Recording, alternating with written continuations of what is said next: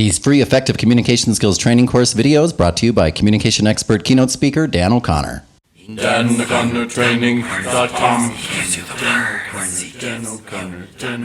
We have a lot of great stuff for you this week. We're going to be talking about some body language strategies or visual communication techniques. We're going to be talking about some danger phrases and power phrases. We're going to be talking about some professional phone etiquette techniques, and of course, our principle of the week. So we have a lot of great stuff. Let's get started.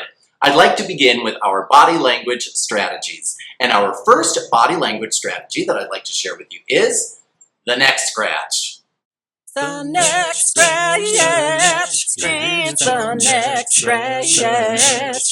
If their neck they're scratching, their ideas aren't hatching, it's the neck scratch. The neck scratch is something you want to look for in other people and most likely avoid doing yourself. The neck scratch is simply scratching the back of your neck or the bottom of the back of your head. I'd like you to do that right now. Take a moment and scratch the back of your neck. And ask yourself as you're doing this, when do I do this? When do I make this gesture? Because it's something that's ingrained into human beings.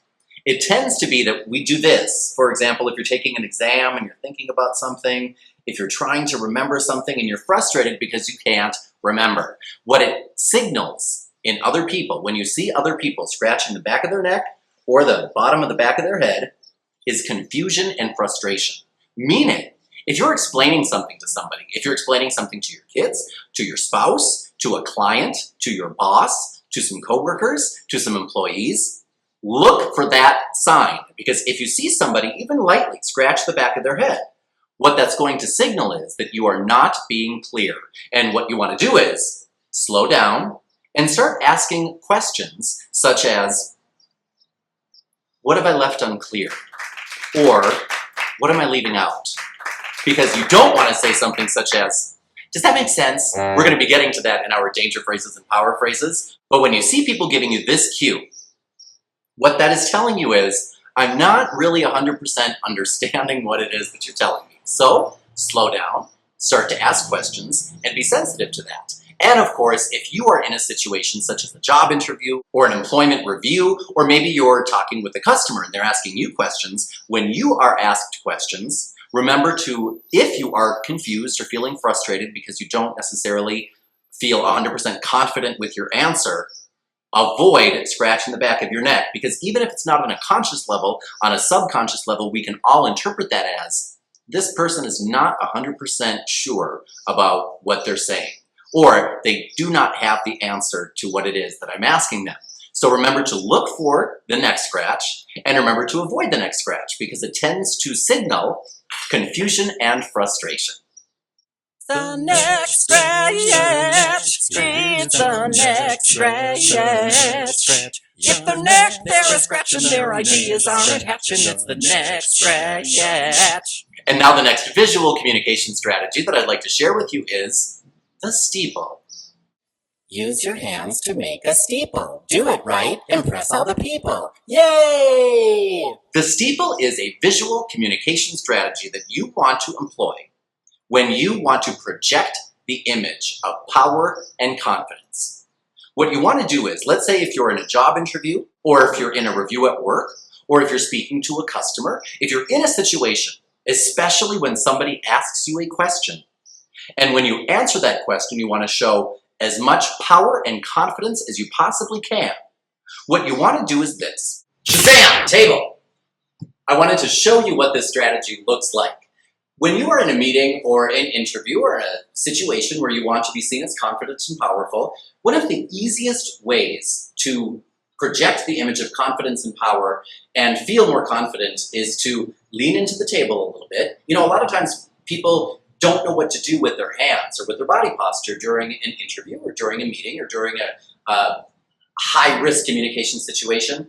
This is a very simple strategy that everybody can implement. You want to lean forward a little bit, as I'm leaning now, plant your forearms heavily on the table, as they're planted now, and lean into the person with whom you're communicating. So as you're communicating, you will have a posture that is not only powerful, but is also projecting the image of an active listener.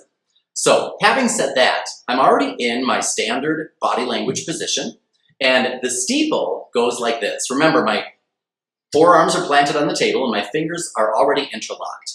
The steeple is simply raising your fingers and putting your fingertips together in the form of a steeple. But you want to do this sparingly. You do not want to overuse this technique because it becomes overpowering to the person with whom you're using it. It is a very powerful body language message. It is a very powerful visual communication strategy, so you want to use it sparingly. You don't want to hold this pose for more than, let's say, 4 seconds at a time. And here's exactly how you want to use it.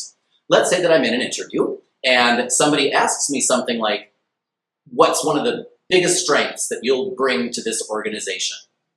Or how confident are you in your training ability? Either one of those questions is basically going to come back to training for me, so I'm going to use those questions. If I'm asked a question like that, and as I answer it, I want to project as much power and confidence in my answer as I possibly can. Let's say that somebody asks me, how confident are you in your training abilities? As I answer the question, I would also implement the steeple like this. I'd say something such as, well, I'm very confident in my training abilities. In fact, it's one of the biggest strengths that I'll be bringing to this organization. Or I could do it like this. You know, what is one of the biggest strengths that you'll be bringing to this organization? I could say, I believe that one of the biggest strengths that I'll be bringing to your organization is my ability to not only communicate, but also train others. I've been doing it for more than 15 years, and it's a skill that I enjoy developing and sharing with others. And you'll notice that as I deliver those messages, I simply put my fingers up for a few seconds and then put them back down. And there's something subconscious that the person will receive in that message that will make them believe, they're very confident in that message. What a powerful communicator. So remember, practice using the steeple when you're at home so that you get comfortable doing this. You know, do it at the dinner table, do it while you're speaking with your friends or your spouse, when you're out for dinner, when you're out for drinks. Get used to putting your forearms on the table and raising your fingers up in the form of the steeple for a few seconds while you're delivering a message, and then putting your fingers back in an interlocked position. That is the steeple, and that will project an image of more power and confidence while you're delivering your message. Use your hands to make a steeple. Do it right. Impress all the people. Yay! Table be gone! Now I'd like to get into our danger phrases and power phrases. And the first danger phrases that I'd like to give you are for home. Stop using danger phrases. We're gonna give you the power. Our first danger phrase is, before I get into it, let me ask you, what's the number one thing that people say to other people when they encounter an out-of-control person and they want that person to calm down? What's the most commonly said thing? What tends to fly out of people's mouths when they want to get somebody else to calm down because they're emotionally out of control? What do people say? That's right. Calm down. What's the worst thing we could say to somebody when they're emotionally out of control? Calm down. So I'd like you to think for a moment, when you are in an emotionally charged state, when you find yourself emotionally out of control, we've all been there, we are looking, what are you looking for? You know, when you are saying, oh my gosh, I can't believe this happened, blah, blah, blah, or I'm so upset, I can't believe this happened to me, or I'm so angry, whatever it is that you are emotionally out of control about. When you find yourself in that situation, what are you really looking for in other people? It tends to be validation. That's what we're looking for. We're looking for somebody to tell us, I get it, I understand. That's what we're looking for. So the power phrase that I'd like you to start using when you find yourself communicating with somebody who's emotionally out of control or has lost it for a moment and you want them to calm down is, I understand, or I can see. So repeat that out loud after me. I understand. Oh, Buddy's joining us again. And, hey buddy, and I can see. For example, I can see you are really upset. Or, I understand how frustrating this is for you. But remember, as a caveat, do not say to somebody this danger phrase, oh, I know just how you feel. Because what do people tend to say or think when we tell them, I know just how you feel? What do they think? What do you think when people say that to you? Right. No, you don't! So remember, it's not, when we say that, we tend to say that with good intentions. You know, we tend to want to empathize with people when we're saying to them something along the lines of, oh, I know exactly how you feel, or I know just how you feel. But that really doesn't do it. That does the opposite of what we intend to do normally. it tends to disconnect us from that person when what we're trying to do is connect. So instead, the next time you're about to say something along the lines of, oh, I know just how you feel, instead say, I understand why you'd feel that way. Because remember, telling somebody, or in your own words, when I give you a danger phrase or a power phrase, remember that they are verbal pattern suggestions. You can always mold them to fit your personal communication style. Just like any dance step. There are the steps, but people modify them to suit their own individual style. So you might phrase it a little bit differently. However, I don't want to tell somebody, I know how you feel, because that tends to make them think, no you don't, or say, no you don't. And instead, if I rephrase that a little bit and say something more along the lines of, I understand why you feel that way. I understand why you'd be so upset by that. What I'm telling you is, I understand why. And that is simply saying, I comprehend the chain of events that have led you to feel the way that you currently feel. I can't understand because no one can understand how you feel. It's unique to you. However, I can certainly appreciate why you'd feel that way. So remember, danger phrase, calm down, and I know just how you feel. Power phrase, I understand, I can see, and I can understand why. And the next danger phrase for home is, I promise I won't get mad. Because when we tell people, I promise I won't get mad if you just tell me yada, yada, yada. I promise I won't get mad if you just tell me what happened to the blah, blah, blah. The people that we say that to know that that's not true. We can't promise somebody that we're not going to get mad. What we really mean to say when we use a phrase like that is, please help me to understand rather than just get upset. So if you want to open the lines of communication, rather than just say something to say it, which doesn't open the lines of communication, such as, I promise I won't get angry, when it's empty words. Instead, the message that we tend to be trying to convey is, help me to understand rather than just to get upset. And people tend to respond to that in a more open way and actually tell you what you're looking to find out, even though you'll get angry, because what you're asking for is help. And people respond well when other people ask them for help.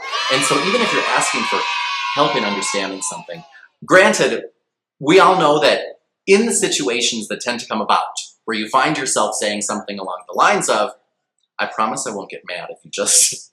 It tends to be that people aren't going to open up at that moment anyway. It tends to be that people are going to keep whatever it is we're trying to drag out of them guarded for a little while longer.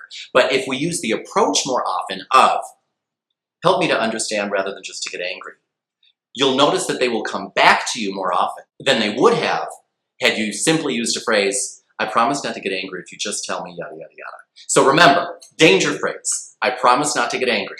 Empty, useless phrase. Replace that with something more genuine and straightforward, such as, help me to understand rather than just to get angry. And now I'd like to talk about your danger phrases and power phrases for work.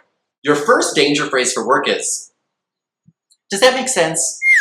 Because when we say to somebody, does that make sense? And if you say that a lot, and if you don't say that a lot, people that say that a lot to you.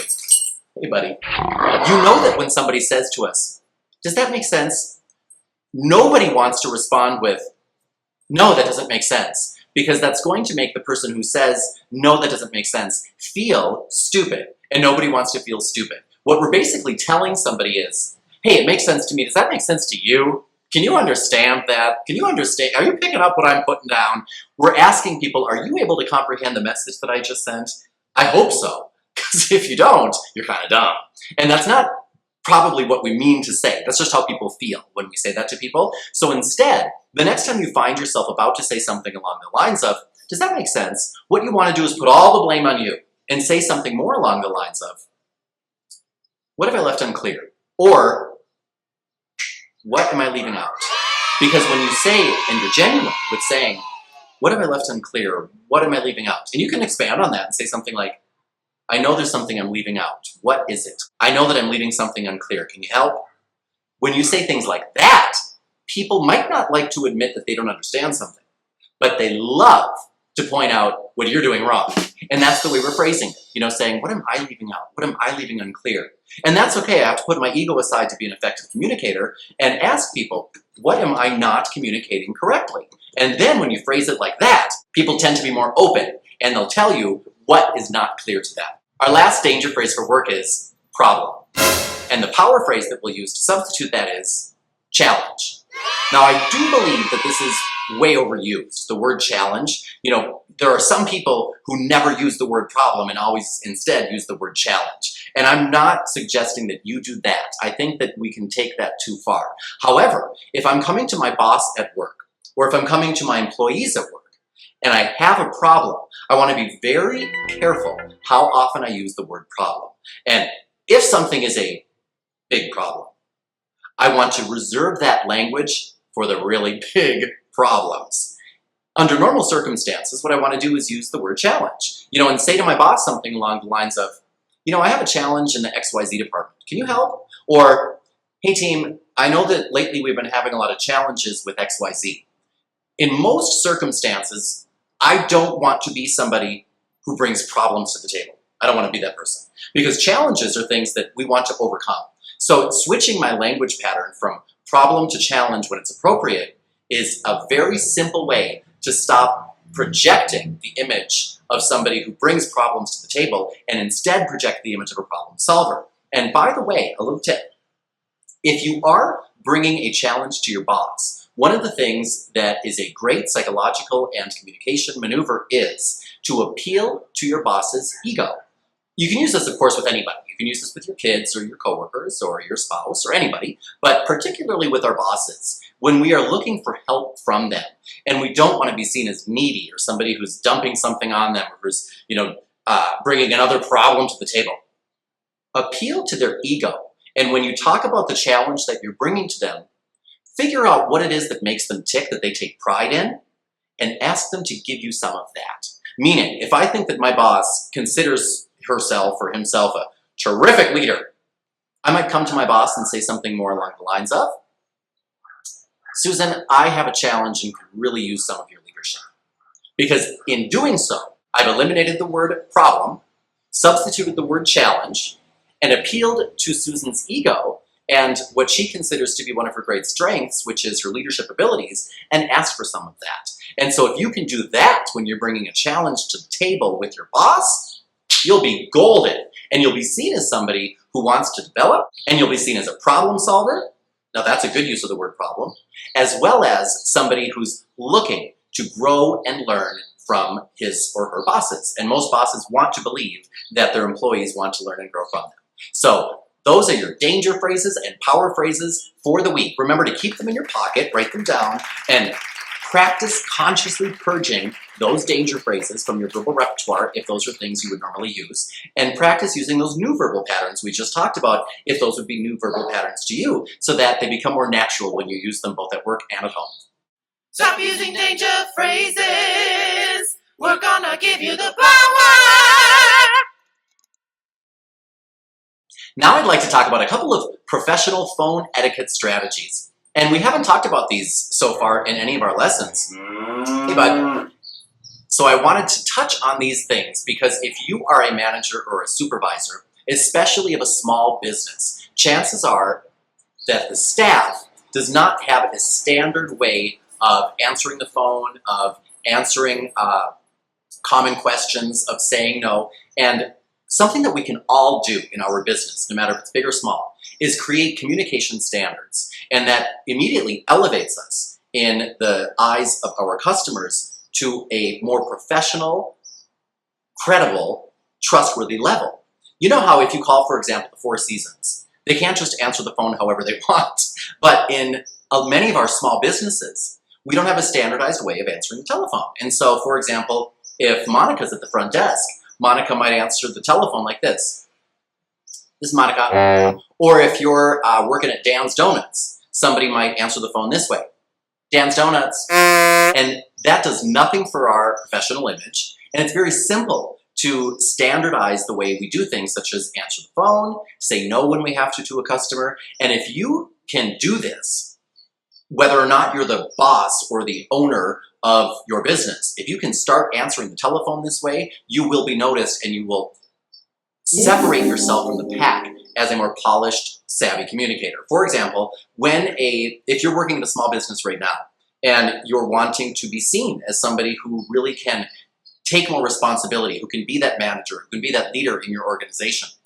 One of the simplest ways to do it is to polish your communication skills, and telephone skills and telephone etiquette is something that we use every day in front of other people. So the following two strategies are great to, well, the first one is only for on the telephone, and the second one is either on the phone or in person. And I'd like to get started with the phone technique.